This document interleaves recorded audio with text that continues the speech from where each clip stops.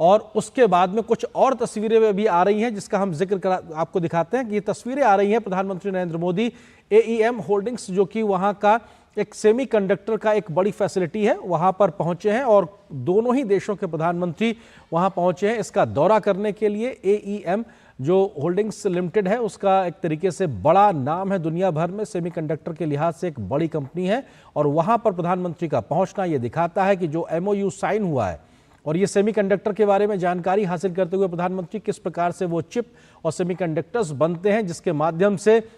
आज के तकनीकी युग में हर वो काम संभव हो पाता है जिसकी आज बढ़ती हुई अर्थव्यवस्था में या कहा जाए मानवता की जरूरतों के लिहाज से जरूरत है। छोटी सी चीजों में जो चिप होती है उसमें सेमीकंडक्टर एक बड़ी भूमिका निभाते हैं।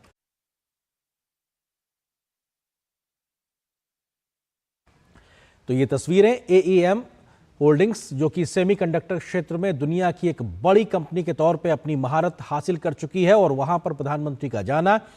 प्रधानमंत्री नरेंद्र मोदी के साथ में वहां पर सिंगापुर के प्रधानमंत्री लॉरेंस वोंग भी मौजूद हैं। दोनों प्रधानमंत्रियों ने जाकर वहां पे जानकारी हासिल की है और आज जो समझौता हुआ एक प्रकार से समझौता सेमीकंडक्टर के क्षेत्र में दोनों देशों ने MOU साइन किया है कि कैसे उस इकोसिस्टम को डेवलप किया जाएगा। यानी भारत जो प्रयास कर रहा है उसमें सिंगापुर अपनी तकनीकी मदद देता हुआ नजर आएगा और प्रधानमंत्री का इस दौरे के दरमियान सिंगापुर की इतनी बड़ी कंपनी में जाना, वहां पे जानकारी हासिल करना, समझना, ये दिखाता है कि भारत किस प्रकार से इंडस्ट्री 4.0 में सेमीकंडक्टर जैसी चीज़ों को बनाकर देश ही नहीं बल्कि दुनिया की आर्थिक तरक्की में एक बड़ी भूमिका निभाने के लिए तैयार है। वर्ल्ड सप्लाई चेन में उसकी एक महत्वपूर्ण भूमिका हो, इस दिशा में भी भारत मेक इन इंडिया के माध्यम से मेक फॉर वर्ल्ड के लिए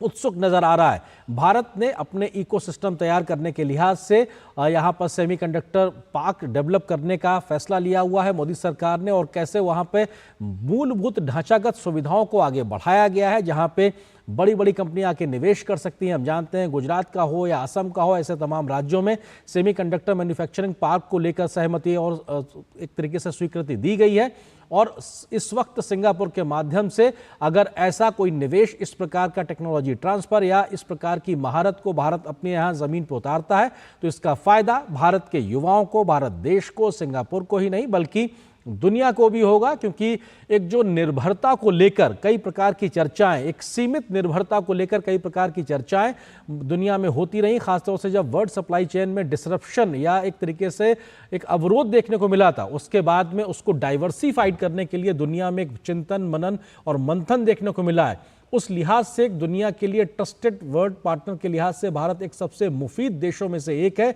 और इसी दिशा में भारत उस संभावना को जमीन पे उतारने के लिए, खगालने के लिए लगातार प्रयास कर रहा है प्रधानमंत्री मोदी के नेतृत्व में और उसी वजह से सेमीकंडक्टर क्षेत्र में कैसे उसको जमीन पर उतारा जाए, प्रधानमंत्री के सिंगापुर के दौरे के दरमियान ये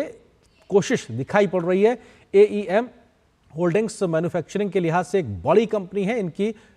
फैक्चरिंग सेमीकंडक्टर की मैन्युफैक्चरिंग की इस यूनिट में प्रधानमंत्री का जाना, तमाम जानकारी हासिल करना, ये तस्वीरें आप सिंगापुर से देख रहे हैं। प्रधानमंत्री के सिंगापुर दौरे का आज दूसरा दिन और सुबह से महत्वपूर्ण बैठकों की तस्वीरें और अब ये प्रधानमंत्री पहुंचे हैं सेमीकंडक्टर के लिहाज से और ये जो है world skill centre Singapore international एक तरीके से जो प्रयास किया गया था भारत की ओर से और ये तमाम जो यूथ एक्सचेंज प्रोग्राम है उसके तहत जो तमाम भारतीय छात्र सिंगापुर में वहां पहुंचे हुए हैं, उनकी ट्रेनिंग हुई है, उनके साथ प्रधानमंत्री की ये मुलाकात हो रही है। इसमें भारत के विभिन्न राज्यों के तमाम जो छात्र हैं उनके साथ भी मुलाकात है और साथ ही साथ तमाम वो लोग जो AEM में वहां काम करते हैं उन लोगों से भी मुलाकात और ये अपने आप में स्किल सेंटर ओडिशा का जो है सिंगापुर जो इंटर्नशिप का प्रोग्राम है उसके माध्यम से जो छात्रों को वहां पे ट्रेनिंग मिली है, उनको जो स्किलिंग हुई है, तो भारत के उड़ीसा राज्य के छात्र जो सिंगापुर में स्किलिंग के लिए पहुंचे थे, एक जो भारत सिंगापुर का जो स्किलिंग का जो पूरा कार्यक्रम है उसके तहत उन छात्रों से प्रधानमंत्री की मुलाकात ये दिखाती है कि कैसे दोनों देशों में जो बीते समय में फैसले लिए गए हैं वो आज जमीन पर मूर्त रूप लेते नजर आ रहे हैं। यानी भारतीय छात्रों की स्किलिंग को लेकर जो पूर्ववर्ती फैसले हैं वो आज जमीन पर उतरते नजर आ रहे हैं। वर्ल्ड स्किल सेंटर ओडिशा ये दिखाता है कि वहां के छात्रों के साथ प्रधानमंत्री की मुलाकात और ये अपने आप में बेहद महत्वपूर्ण कि भारतीय युवाओं को स्किलिंग में